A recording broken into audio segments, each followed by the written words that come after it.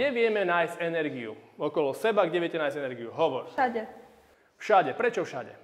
Tak lebo je všade okolo nás. Výborná myšlienka. Začiatok mojej hodiny bol o tom oboznámiť žiakov. Reálne, aby začali premýšľať o tom, čo znamenajú alternatívne zdroje energie. Ak si všimnete, mám tu energiu, veternú energiu. Veterné turbíny každý z vás pozná. Trošku som si dovolil niečo takéto divné. Čo to tu je?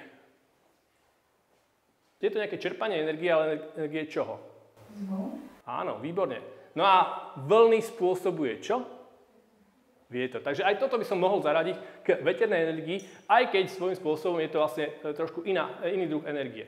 Nie je nič ľahšie, ako uvažovať tým spôsobom konzumne, že zapnem si, mám elektrínu a hotovo, ale pochopiť to, čo všetko sa za tou elektrínou skrýva. No a keď som dal slnečnú energiu, dal som tu niekoľko obrázkov. Prvá vec, ohrev vody v bazéne. To pozná každý. Ďalšie niečo také obrovské, tu je taký obrázok. Čo to tam môže byť? Je to elektráreň, ale tá využíva princíp toho, že všetko svetlo, ktoré dopadne na zrkadlá, sa odráža naspäť do jedného centrálneho bodu, v strede je väža, a všetko to svetlo z obrovskej plochy je odrážané do jedného jediného bodu. Energetika je moja akože srdcovka. Ja sa s energiami fakt zaoberám bežne, využívam energie. Skúšam také tie pokusy, baví ma so žiakmi vyrábať rôzne batérie. Iné zdroje energie. No a teraz som vám to úplne presne nepopísal, čo to je. A skúste mi povedať, čo to tam vy vidíte. Toto vás asi nenapadne. Máme tu nejaký chodníček.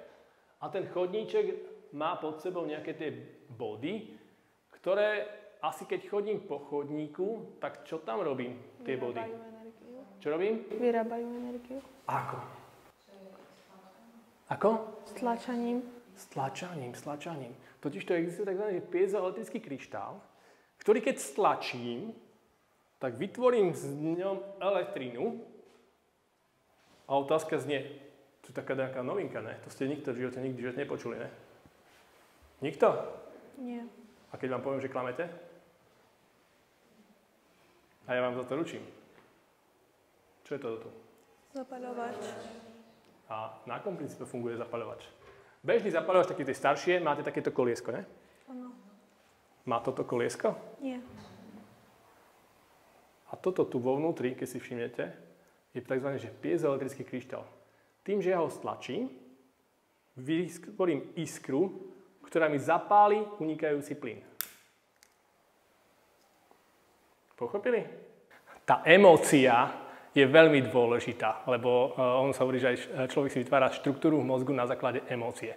Poznatky sú jedna vec, ale tá emócia je to, čo zvyšuje hodnotu toho poznatku. To znamená, že ten človek, ak zažije nejakú emóciu, niečo je to s tým spojené, tak si častokrát len vďaka tej emócie pamätá niečo, čo zažil na hodine. Vy máte jednu zaujímavosť a to máte čo?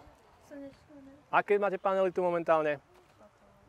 Fotovoltaické. To znamená, že toto tu maličké je presne taká malá ukážka toho, čo vy reálne máte tam vonku pozapájané na tom domčeku.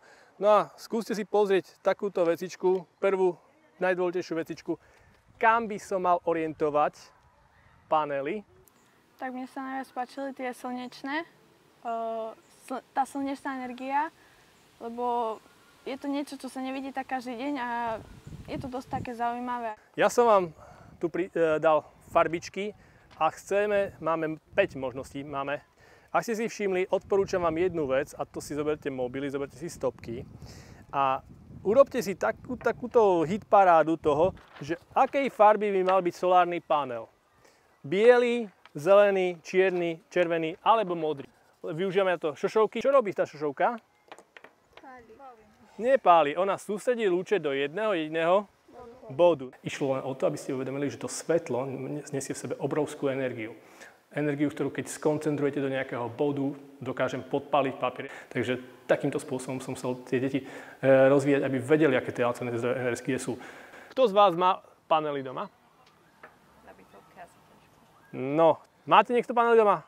Nie. Ani fotovoltaika, ani solár, nič? Ale budete asi mať. mám taký dojem, že asi viete o tom veľmi veľa, takže viete povedať svojim rodičom o tom, čo to vlastne je. Takže ďakujem za dnešnú hodinu, pekný deň vám prajem, majte sa, krásny deň.